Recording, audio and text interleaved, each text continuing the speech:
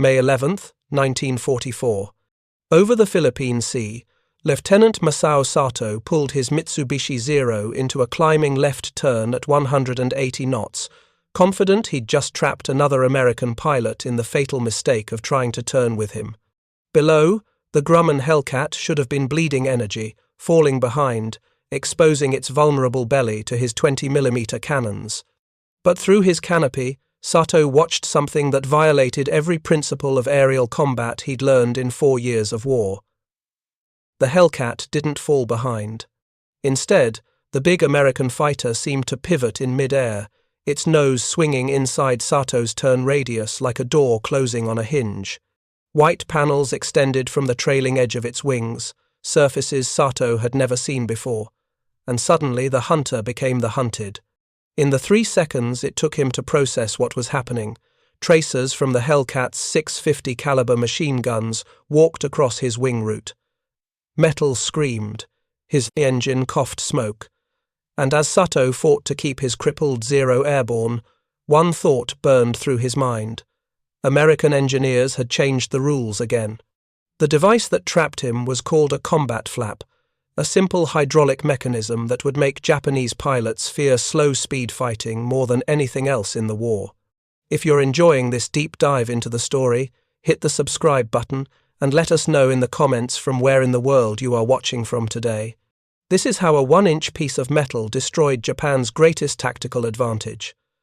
For 3 years, the Mitsubishi Zero had dominated Pacific skies through one overwhelming strength. At speeds below 200 knots, nothing could turn with it. The aircraft's lightweight construction and enormous wing area gave it a turning radius so tight that Allied pilots compared it to watching a bird change direction in flight. Japanese doctrine built everything around this advantage. When engaged by heavier, faster American fighters, Zero pilots would bleed off speed intentionally, forcing turning combat where physics guaranteed their victory. The tactic had slaughtered hundreds of American pilots flying Wildcats, P-42s, and early-model Corsairs. Pilots who survived these encounters returned with the same grim advice. Never try to turn with a Zero, never slow down, never give them the fight they want. But in June 1943, the first production Grumman F6F Hellcats arrived at naval air stations across the Pacific, carrying a feature so subtle that most pilots didn't notice it during their first familiarization flights. A small lever on the left side of the cockpit, marked combat flaps, connected to hydraulic actuators that could extend the wing's trailing edge flaps to a precise 7-degree angle while the aircraft was still in high-speed flight. The engineering was deceptively simple. Traditional landing flaps extended to 30 or 40 degrees, creating massive drag that slowed the aircraft for landing approach. But at 7 degrees, the flaps increased lift without catastrophic drag penalties, allowing the Hellcat to maintain energy while dramatically tightening its turn radius. On paper, the system looked like a minor convenience. In combat against Zeros, it became a revolution. Lieutenant Commander John Blackburn had been among the first Navy pilots to test combat flaps during workup training at Naval Air Station Oceana in April 1944. His initial reaction had been skepticism mixed with concern. Standard doctrine drilled into every fighter pilot's head was that flaps meant slow flight, landing approach, vulnerability. The idea of deliberately extending flaps during combat violated instincts honed through hundreds of hours in the cockpit. But the test parameters were specific and surprising. Blackburn was instructed to enter a hard-turning fight at 250 knots, then gradually reduce speed while maintaining maximum turn rate. At 190 knots, he was to extend combat flaps and observe the results. The first test nearly ended in disaster. Blackburn, expecting the aircraft to shudder and lose altitude when the flaps extended, had overcompensated with back pressure on the stick. Instead, the Hellcat's nose rose smoothly, its turn radius tightened dramatically, and he found himself suddenly able to outturn the target drone aircraft that had been slowly pulling away. His wingman, watching from above, radioed that Blackburn's turn rate had increased by nearly 20% in less than 2 seconds. The implications took hours of debriefing to fully understand. For the entire war, American fighter doctrine had been built around boom and zoom tactics. Dive on the enemy from altitude, fire a burst, and escape using superior speed before the Zero could bring its turning advantage to bear. This approach worked, but it required rigid discipline, perfect timing, and constant altitude advantage. A single mistake, being caught, slow or low, was usually fatal. Combat flaps changed the equation entirely. Now, American pilots could choose to turn with Zeros at slow speed and win. The psychological impact of this reversal couldn't be overstated. Japanese pilots, who had spent 3 years developing tactics around their one guaranteed advantage, would suddenly find that advantage neutralized by 7 degrees of hydraulic-actuated metal.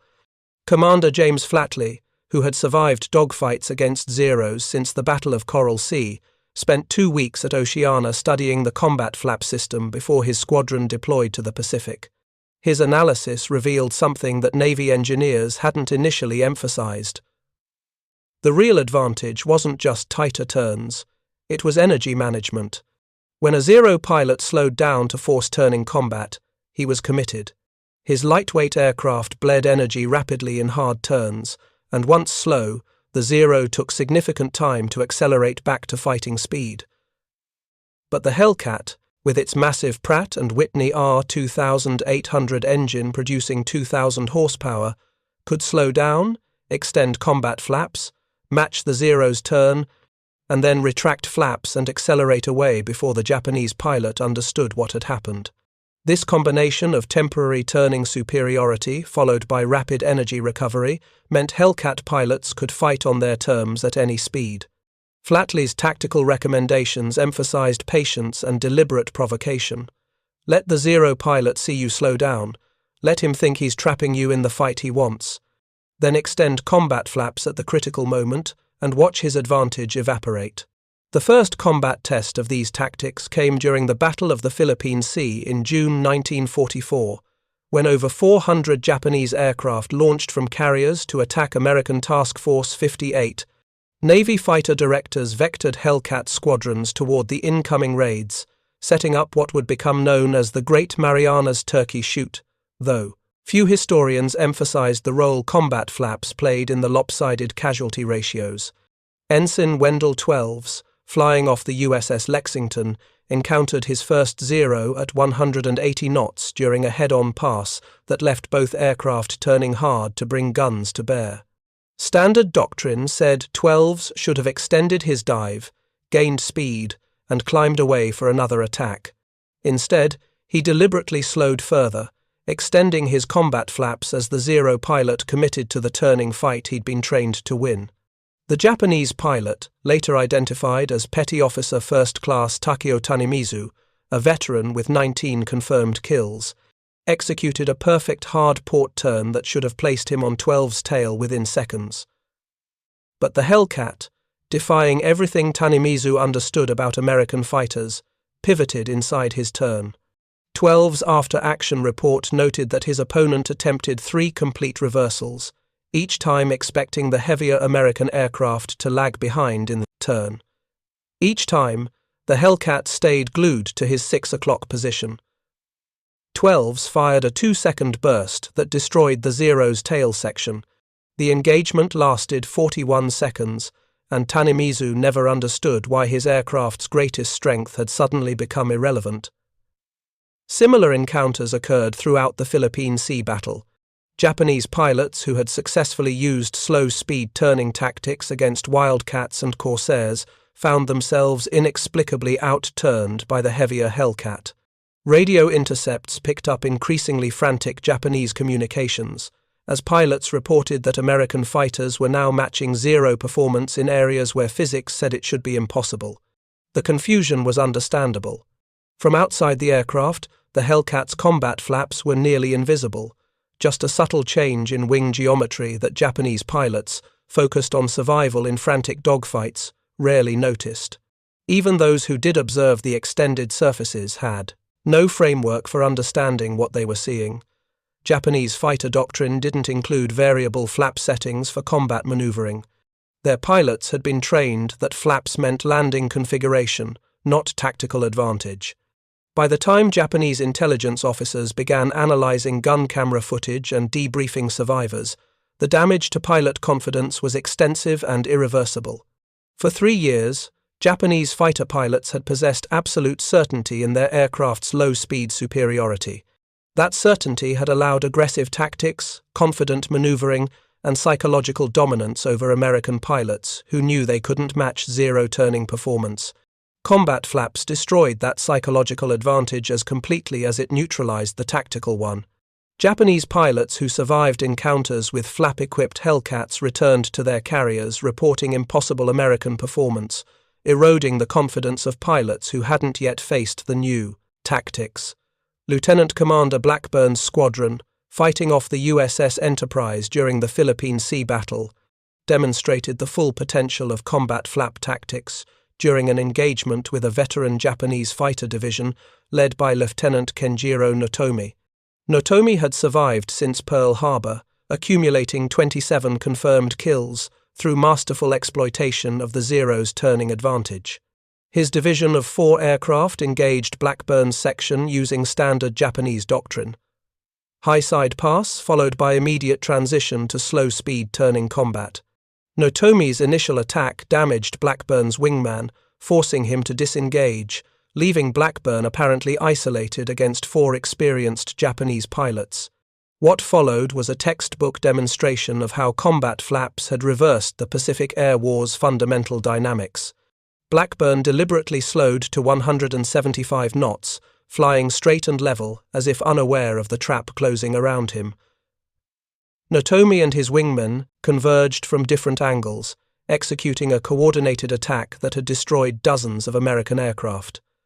At the critical moment, when all 4 Zeros had committed to hard-turning attacks, Blackburn extended combat flaps and pulled into a climbing spiral that defied everything Notomi understood about American fighter performance.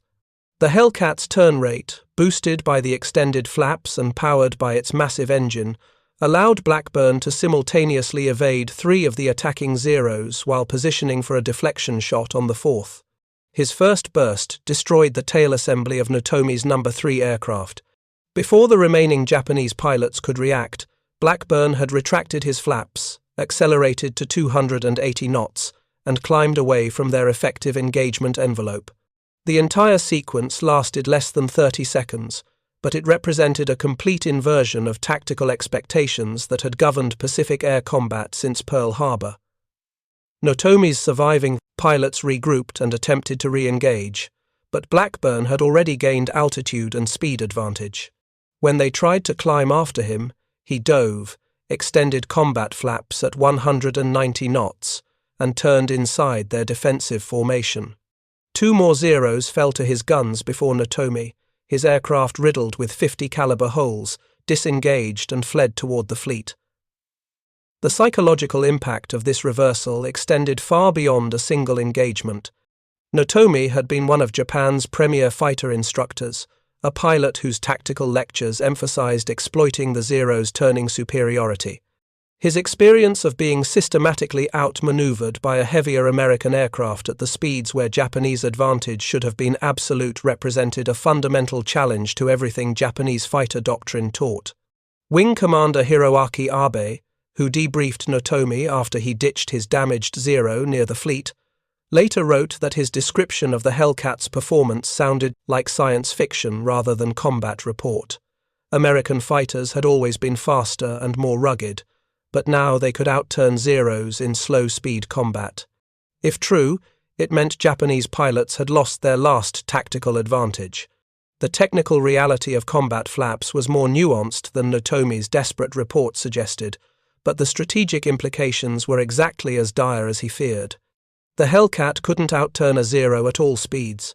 Below 150 knots, the Japanese aircraft's feather-light wing loading still provided superior turn rate. But that speed regime was nearly useless in actual combat. Aircraft flying that slowly became vulnerable to attacks from above had no energy reserve for defensive maneuvers and risked stalling during hard turns. More importantly, the Hellcat's combat flaps were most effective in the 175 to 200 knot range, exactly where most Pacific dogfights actually occurred. This was the speed envelope where pilots could maintain control, execute tactical maneuvers, and still accelerate or climb when necessary. By dominating this critical speed range, combat flap-equipped Hellcats effectively controlled the entire engagement, forcing Zero pilots to choose between fighting at speeds where they were outturned or avoiding combat entirely. Commander Flatley's tactical bulletin, distributed to all Hellcat squadrons in July 1944, emphasized the psychological dimensions of combat flap tactics. The goal wasn't just to shoot down enemy aircraft, but to destroy Japanese pilot confidence by repeatedly demonstrating American superiority in areas where they had previously felt invincible. His recommendations included deliberately provoking slow speed turning engagements, even when faster hit-and-run tactics might be safer, specifically to reinforce the lesson that Hellcats now controlled every aspect of aerial combat. The implementation of these tactics across the Pacific Fleet occurred with remarkable speed.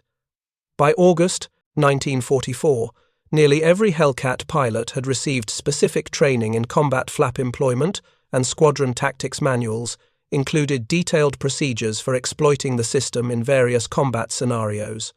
The standardization of these techniques created a force multiplier effect that went beyond the mechanical advantage of the flaps themselves. Japanese pilots now faced not just individual American aviators with superior equipment, but a coordinated tactical system designed to exploit their aircraft's weaknesses while neutralizing its strengths. Lieutenant Masao Sato's encounter with combat flaps during a patrol over Leyte Gulf in October 1944 exemplified the devastating effectiveness of these evolved American tactics. Sato had been flying Zeros since 1942, surviving the Solomons Campaign, the Battle of the Philippine Sea, and dozens of desperate defensive actions as American forces pushed toward the Philippines. His experience and skill had kept him alive through engagements that killed less talented pilots, and he approached each fight with confidence born of hundreds of hours in combat. The patrol began routinely, 8 Zeros flying protective cover over a Japanese convoy attempting to resupply besieged garrisons. When American Hellcats appeared at 12,000 feet, Sato's section leader ordered the standard response: climb to meet them, use altitude advantage to force diving attacks, then transition to slow-speed turning combat once the Americans tried to disengage. The tactics had worked for 3 years. Today, they led to slaughter. The Hellcats didn't follow the script. Instead of boom and zoom attacks, the American pilots deliberately slowed to 180 knots and turned to engage. Sato watched his section leader commit to a hard starboard turn, confident he was trapping the lead Hellcat in the turning fight where Zeros couldn't lose. Then the American pilot extended combat flaps, and Sato watched his leader's aircraft disintegrate under a stream of .50 caliber tracers from an angle that should have been impossible to achieve. The engagement that followed lasted 11 minutes and destroyed 7 of the 8 Zeros in Sato's formation. Each Japanese pilot, following doctrine and instinct, had attempted to exploit their aircraft's turning advantage. Each had discovered, too late, that the advantage no longer existed. Sato survived only because his engine took hits that forced him to disengage before the Hellcat on his tail could finish the job. As he nursed his smoking Zero back toward base, trailing oil and fuel, he understood with absolute clarity that the air war had fundamentally changed. Japanese pilots were now fighting with obsolete tactics in obsolete aircraft against an enemy who had solved the one equation that had kept them competitive. The technical briefings that Japanese intelligence officers conducted in November 1944 revealed the extent of their confusion about Hellcat performance. Surviving pilots described American fighters that could suddenly match Zero turning radius at speeds where such performance should have been aerodynamically impossible. Some reports claimed the Hellcats were using a new engine that produced variable thrust. Others suggested the Americans had somehow reduced the aircraft's weight mid-flight. A few pilots, those who had survived multiple encounters and possessed the observational skills to notice details during frantic combat, reported seeing small surfaces extending from the Hellcat's wings during tight turns. But none of the observers understood what they were witnessing or how it related to the dramatic performance changes they experienced. Japanese aeronautical engineers, working with these fragmentary reports and a few grainy reconnaissance photographs, initially dismissed the combat flap theory as impossible. Their own research into high-speed flap deployment had concluded that extending flaps during combat maneuvering would create unacceptable drag penalties and control difficulties. The idea that American engineers had solved these problems seemed like wishful thinking by defeated pilots seeking excuses for their failures. But as more gun camera footage from surviving Zeros reached analysis teams, the evidence became undeniable. American Hellcats were indeed extending wing flaps during combat, and somehow doing so provided turning advantages rather than the performance penalties that Japanese engineers had predicted. The realization sparked a desperate attempt to retrofit similar systems to Zero fighters, but Japan's collapsing industrial capacity and fuel shortages made any significant aircraft modification program impossible. By December 1944, Japanese fighter units had been reduced to issuing tactical directives that essentially admitted defeat. Pilots were instructed to avoid turning engagements with Hellcats at any speed, to maintain high-speed slashing attacks, whenever possible, and to disengage immediately if American aircraft showed any indication of matching Zero turn rates. These instructions effectively abandoned the tactical doctrine that had defined Japanese fighter operations since 1941, leaving pilots without clear guidance on how to fight effectively. Lieutenant Commander Edward O'Hare, leading a night fighter division off the USS Enterprise, demonstrated the full versatility of combat flap tactics during a November engagement that highlighted how completely the system had revolutionized American fighter doctrine. His division intercepted a formation of Japanese Betty bombers, escorted by Zeros at 8,000 feet in deteriorating visibility conditions that traditionally favored the more maneuverable Japanese aircraft. Rather than making high-speed passes that might allow the Zeros to escape in the clouds, O'Hare deliberately slowed his formation to 185 knots and engaged the escorts in sustained turning combat. The Japanese pilots, recognizing the speed regime as their natural advantage, accepted the fight eagerly. Within 3 minutes, all 6 escorting Zeros had been destroyed without O'Hare's division suffering any damage. The bomber formation, stripped of protection, was annihilated by follow-on attacks that left no survivors to report what had happened. The engagement represented everything Japanese doctrine said should be impossible. American fighters deliberately choosing slow-speed combat and winning decisively through superior tactics and technology. The psychological impact on Japanese pilots who heard reports of such engagements created a crisis of confidence that extended beyond tactical considerations. For 3 years, Japanese aviators had entered combat, knowing that if they could survive the initial American attack and force turning combat, victory was mathematically certain. This knowledge had sustained pilot morale through increasingly desperate circumstances, providing psychological foundation for aggressive tactics even when outnumbered or outgunned. Combat flaps destroyed that certainty. Now, every engagement carried the possibility that the one advantage Japanese pilots could count on would suddenly evaporate, leaving them trapped in the close-range slugging match, where the Hellcat's superior armament, armor, and structural strength guaranteed American victory.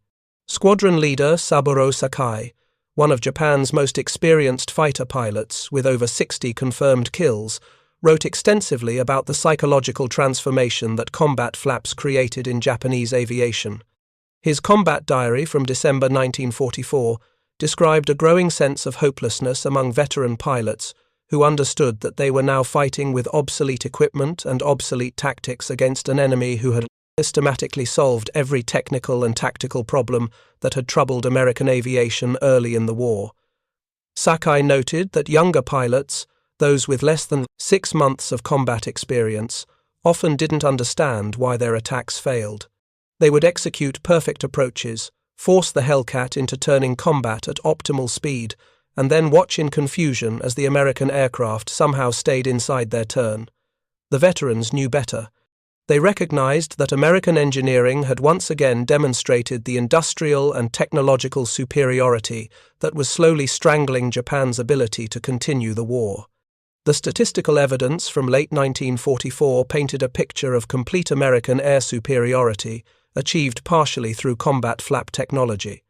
Hellcat squadrons were consistently achieving kill ratios exceeding 10-1 against Zero fighters, with many individual pilots reporting engagements where they destroyed 3 or 4 Japanese aircraft in sustained turning combat that would have been suicidal just months earlier. The ammunition expenditure data told an equally compelling story.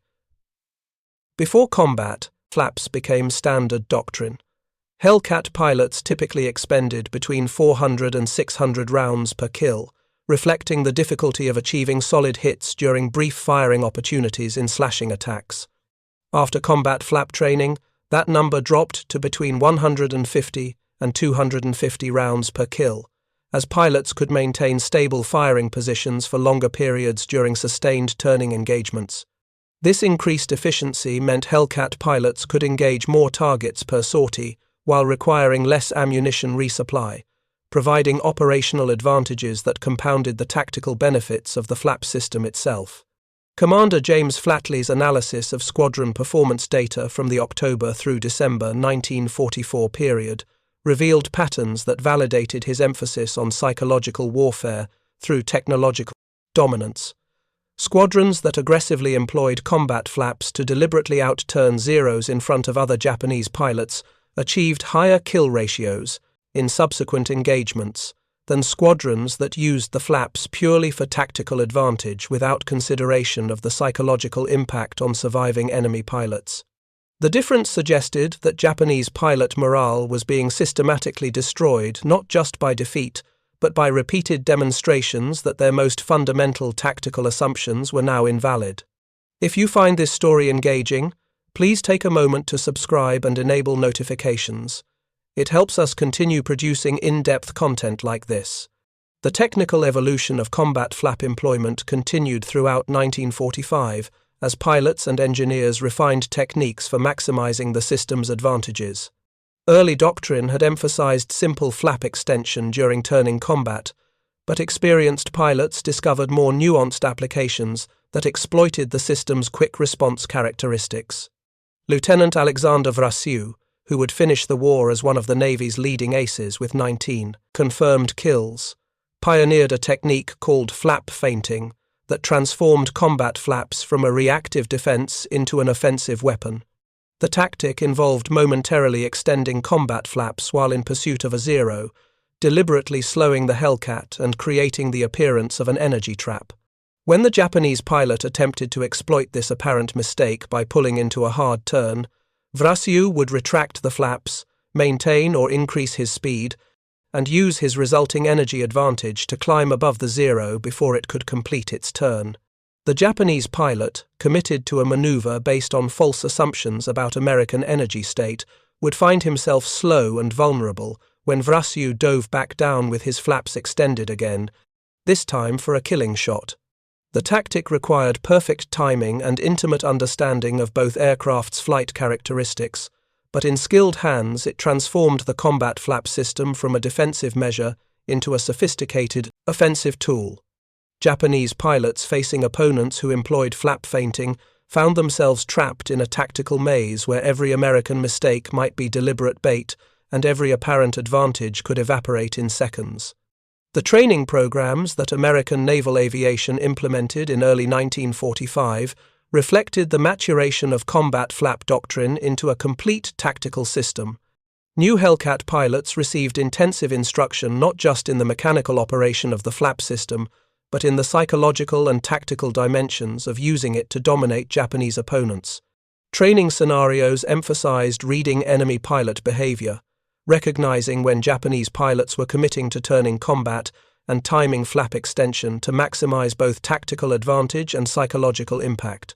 The curriculum included specific instruction in what instructors called controlled revelation, deliberately allowing Japanese pilots to believe they were gaining advantage before demonstrating Hellcat superiority. The goal was to create maximum confusion and demoralization in enemy pilots who survived the engagement, ensuring they would carry stories of impossible American performance back to their squadrons. This systematic approach to psychological warfare through technological superiority represented a significant evolution in American fighter doctrine moving beyond simple kill ratio calculations to consider the broader impact of each engagement on enemy morale and tactical effectiveness. The Japanese response to this tactical evolution revealed the depth of their aviation crisis by early 1945. With industrial capacity devastated by American bombing, fuel supplies critically short, and experienced pilots killed faster than replacements could be trained, Japanese aviation had no ability to develop counter-tactics or modify aircraft to match Hellcat performance. Instead, Japanese commanders increasingly relied on kamikaze attacks that prioritized symbolic impact over tactical effectiveness, essentially conceding that conventional air combat against technologically superior American fighters had become futile. Lieutenant Masao Sato's final combat mission in February 1945 demonstrated how completely combat flaps had destroyed Japanese fighter effectiveness. Flying one of the last operational Zeros on Iwo Jima, Sato launched to intercept American carrier aircraft supporting the island invasion. His orders were explicit: avoid turning combat with Hellcats, make high-speed slashing attacks against bombers, and disengage before American fighters could respond.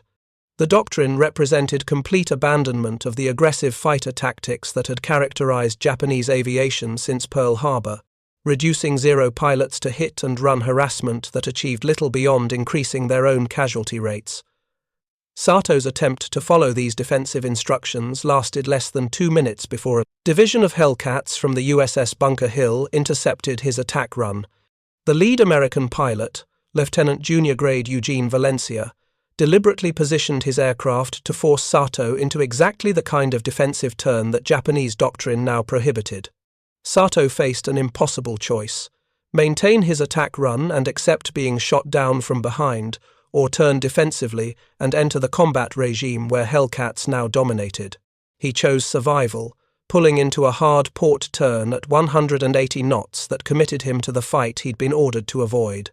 Valencia extended combat flaps and settled into a firing position on Sato's tail that the Japanese pilot couldn't shake despite executing every evasive maneuver he'd learned in 3 years of combat. The engagement ended when Valencia's wingman, recognizing that his leader had the kill secured, broke off to engage 2 other Zeros, attempting to assist Sato. Both Japanese aircraft were destroyed in sustained turning combat that would have been impossible for Hellcat pilots just 2 years earlier. Sato survived only because Valencia held his fire after determining that the Zero's engine had been damaged by a few stray rounds and the aircraft was no longer combat effective. As Sato nursed his smoking aircraft toward a crash landing on Iwo Jima's black sand beaches, he experienced the same bitter realization that thousands of Japanese pilots had faced since combat flaps entered widespread service. American engineering had systematically eliminated every tactical advantage that Japanese aviation possessed, leaving pilots to fight a hopeless war with obsolete equipment against an enemy that seemed to improve daily. The final statistics from the Pacific Air War's closing months confirmed the combat flap system's devastating effectiveness. From November 1944 through August 1945, Hellcat squadrons destroyed over 2,600 Japanese aircraft, while losing fewer than 180 Hellcats to all causes, in air-to-air combat. This 14-to-1 kill ratio represented the most lopsided aerial combat results in modern warfare, achieved against pilots who had entered the war as arguably the world's most skilled and experienced fighter aviators. The numbers reflected not just technological superiority, but the complete psychological and tactical collapse of Japanese fighter doctrine in the face of American innovations that had systematically neutralized every advantage the Zero possessed. Commander James Flatley's post-war analysis of combat flap effectiveness emphasized the system's role in accelerating Japan's aviation collapse by destroying pilot morale as effectively as it destroyed aircraft. His interviews with captured Japanese pilots revealed consistent patterns of psychological trauma associated with combat flap encounters. Pilots described feeling betrayed by their own training, which had taught them that slow speed-turning combat was their guaranteed advantage. When that advantage evaporated in actual combat, many experienced a crisis of confidence that affected their performance in all subsequent engagements. Some pilots reported becoming hesitant to commit fully to any tactical maneuver, constantly second-guessing whether American aircraft might somehow counter their moves. Others described a growing sense of fatalism, launching on missions with the expectation of death rather than confidence in their ability to fight effectively. This psychological collapse, flatly argued, was as significant to American victory as the tactical advantages combat flaps provided. The technical details of the combat flap system that Japanese engineers finally pieced together from captured Hellcat wrecks and post-war examinations revealed the elegant simplicity that American engineers had achieved. The entire mechanism consisted of a hydraulic actuator connected to the flap linkages, a cockpit control lever with detent positions for retracted, combat, and landing settings, and a simple electrical interlock that prevented flap extension above 250 knots to avoid structural damage. The total weight addition was less than 40 pounds per aircraft, and the system required minimal maintenance while providing dramatic tactical advantages.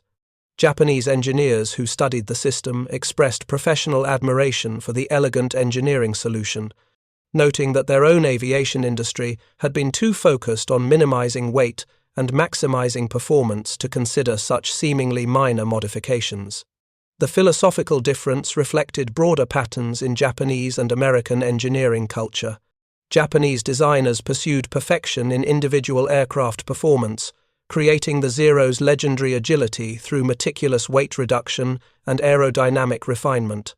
American engineers prioritized practical effectiveness, accepting slightly reduced maximum performance in exchange for features like combat flaps that provided tactical flexibility in actual combat conditions.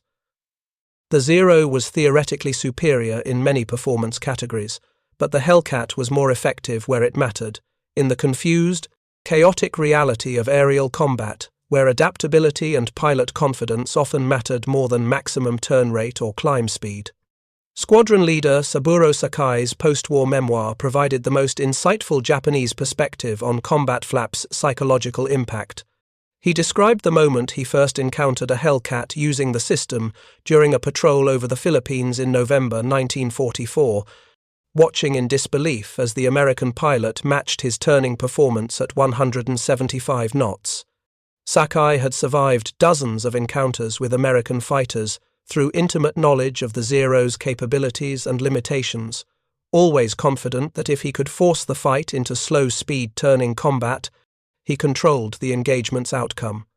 The Hellcat's combat flaps destroyed that certainty, forcing him to recognize that American pilots now held advantages at every speed range.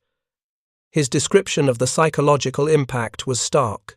We had been fighting on borrowed time since Midway, sustained by belief in our aircraft's superiority and our own skills. When combat flaps took away our last advantage, that borrowed time came due. We were fighting a war we had already lost, sustained only by orders and duty. The cultural dimensions of Japan's aviation defeat extended beyond tactical and technical considerations. Japanese military doctrine emphasized spirit and willpower as decisive factors in combat, teaching that superior moral character could overcome material disadvantages. The systematic destruction of Japanese air power by American technological innovations like combat flaps challenged these fundamental assumptions, forcing a generation of Japanese pilots to confront uncomfortable truths about industrial warfare's nature.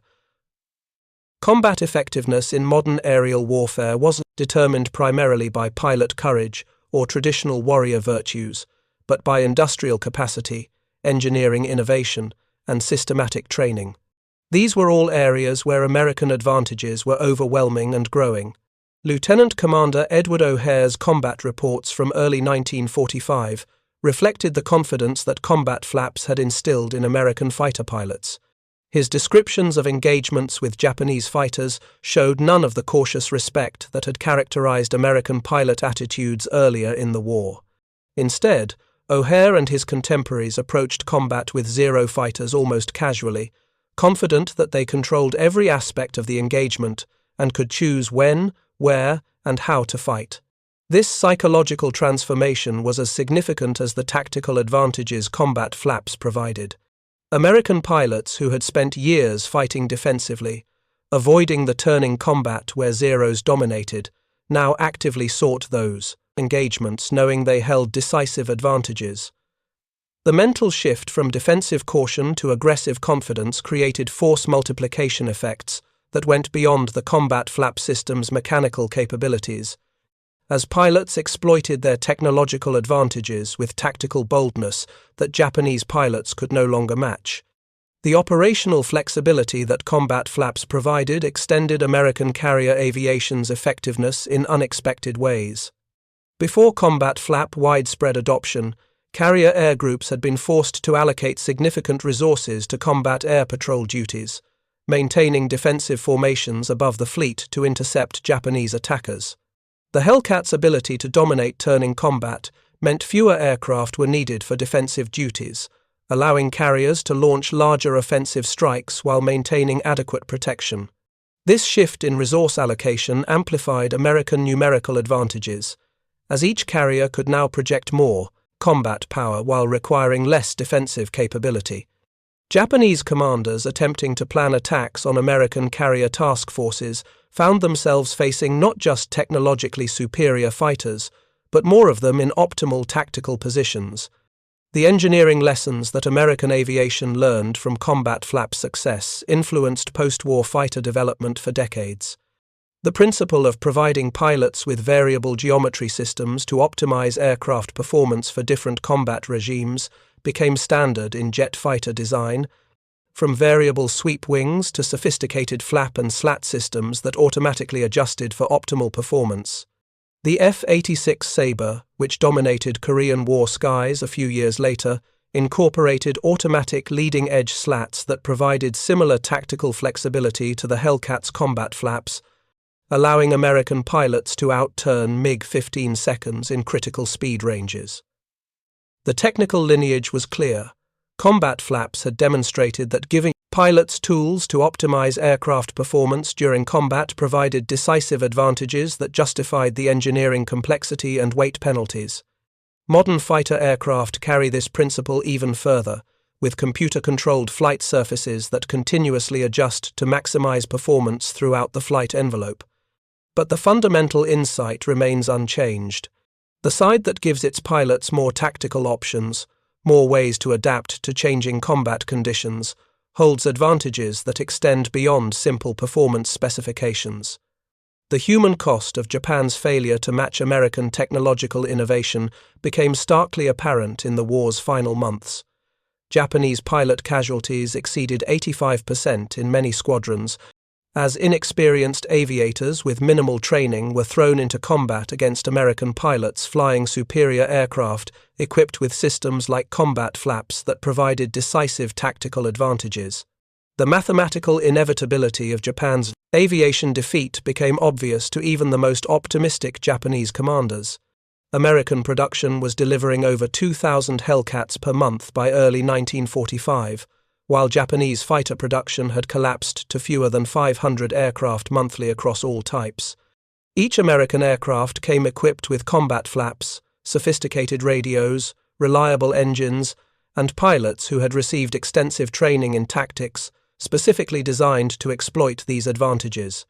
Each Japanese aircraft was a triumph of improvisation and determination, built from scarce materials, flown by pilots with minimal training, and sent into combat with tactics that had been obsolete since mid-1944. Wing Commander Hiroaki Abe's surrender interview in September 1945 provided final Japanese assessment of combat flap impact on Pacific air warfare. His analysis emphasized that the system represented everything Japanese aviation had failed to understand about modern warfare. American engineers hadn't tried to build a fighter that could outturn the Zero in traditional terms. Instead, they'd created a system that allowed Hellcat pilots to match Zero performance in the critical speed range where most combat actually occurred. This pragmatic approach to engineering, prioritizing practical effectiveness over theoretical superiority, reflected American industrial culture's fundamental advantages. Abe noted that Japanese engineers knew that variable flap systems could improve combat performance, but institutional resistance to modifying proven designs and industrial capacity limitations had prevented implementation. By the time Japanese aviation recognized combat flaps' significance, the war had already been decided. The technical specifications that defined combat flap operation seem almost trivially simple in hindsight. 7 degrees of flap extension, hydraulic actuation, maximum deployment speed 250 knots, optimal employment range 175 to 200 knots. But these simple numbers masked a revolution in fighter tactics that had destroyed Japanese aviation's last competitive advantage and accelerated the air war's conclusion by months or possibly years. Lieutenant Alexander Vratsiu's final combat mission of the war, a fighter sweep over Tokyo Bay in August 1945, demonstrated how completely combat flaps had transformed Pacific air combat. Flying against the few remaining Japanese fighters defending the home islands, Vratsiu and his wingmen encountered a formation of Zeros, attempting to intercept American bombers through aggressive turning tactics that would have been effective in 1942. The Japanese pilots executed their maneuvers perfectly, pulling hard turns at optimal speed to position for deflection shots at the bomber formation. But Vratsiu's division simply extended combat flaps and turned inside the Japanese attacks, transforming what should have been desperate defensive maneuvering into casual turkey shoots. The engagement lasted less than 4 minutes. 8 Zeros destroyed with no American losses. The watching bomber crews radioed their astonishment at seeing Hellcats casually outturn Japanese fighters in sustained combat. Vratsiu's response captured the psychological transformation that combat flaps had created.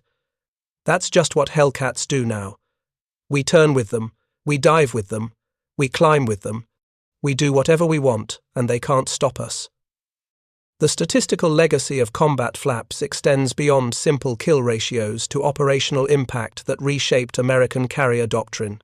The Hellcat's ability to dominate turning combat meant that carrier air groups could operate more aggressively, launching strikes deeper into Japanese territory with confidence that their fighters could protect against any response. This operational flexibility accelerated the pace of American advance across the Pacific, as carriers could support amphibious operations from greater distances and for longer periods without risking Japanese air attacks on the fleet. The strategic impact cascaded through every level of Pacific operations, from individual pilot tactics to theater-wide campaign planning. Modern naval aviation still reflects lessons learned from combat flap operations. Current carrier fighters incorporate multiple variable geometry systems that provide tactical flexibility across the entire flight envelope, from supersonic combat to slow-speed carrier approaches. The principle established by combat flaps that giving pilots tools to optimize performance for specific tactical situations provides decisive advantages remains fundamental to fighter design philosophy. Every modern fighter's complex flight control system represents an evolution of the simple hydraulic lever that Hellcat pilots used to extend combat flaps, translated into computer-controlled surfaces that automatically adjust for optimal performance. But the fundamental insight remains unchanged. The side that gives its pilots more options, more ways to adapt and overcome enemy advantages, wins. Staff Sergeant Roy Ruddell, the flight line mechanic who maintained combat flap systems on Hellcats operating from USS Yorktown, provided ground crew perspective on the system's impact. His maintenance logs showed combat flap reliability exceeded 99%, with most failures traced to battle damage rather than mechanical issues. The simplicity and robustness of the design meant that even severely damaged Hellcats could often return to base with functioning combat flaps, allowing pilots to fight their way home through Japanese interceptors. Ruddell noted that pilots increasingly relied on combat flaps not just for offensive tactics but for defensive survival, using the tighter turn radius to evade attacks that would have been fatal in earlier American fighters. The psychological security this provided couldn't be quantified in maintenance reports, but it showed in pilot confidence and willingness to accept missions deep into Japanese territory. The post-war aviation industry analysis of combat flap success influenced American fighter development throughout the jet age. Engineers who had worked on the Hellcat program moved to companies designing first-generation jet fighters, bringing with them the philosophy that tactical flexibility through variable geometry was worth engineering complexity. The F-84 Thunderjet, F-86 Sabre, and F-9F Panther all incorporated sophisticated flap systems that reflected combat flap lessons, providing pilots with tools to optimize performance for specific tactical situations. The engineering principle had become doctrine. Modern fighters should give pilots options, not just maximum performance in specific flight regimes. Lieutenant Commander John Blackburn's final assessment of combat flap tactical impact, written in November 1945 during his squadron's return to the United States, summarized the system's significance. He noted that combat flaps had achieved something unprecedented in military aviation history. They'd taken away an enemy's core tactical advantage, not by matching it directly, but by providing American pilots with tools to neutralize it at the critical moment. The Zero could still outturn a Hellcat at very low speeds, but combat flaps ensured that those speeds were tactically irrelevant. The engagement occurred in the 175 to 200 knot range where Hellcats now dominated, and Japanese pilots who tried to force the fight into their optimal regime found themselves destroyed during the transition. Blackburn compared it to a boxer who discovers his opponent has learned to counter his best punch. The punch still works in theory, but the opponent never lets you throw it under circumstances where it would be effective.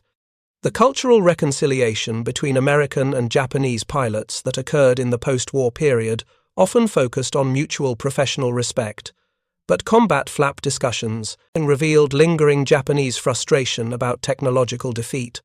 Squadron leader Saburo Sakai, in conversations with American pilots during the 1950s, acknowledged that combat flaps represented fair technological innovation, but expressed regret that Japanese engineering culture hadn't prioritized similar practical improvements over pursuit of theoretical perfection. His analysis suggested that Japan's aviation defeat stemmed partially from philosophical differences about engineering's purpose. Japanese designers sought to create the perfect fighter in abstract terms, while American engineers focused on creating systems that gave pilots decisive advantages in actual combat conditions. The practical approach won. Thank you for watching. For more detailed historical breakdowns, check out the other videos on your screen now, and don't forget to subscribe.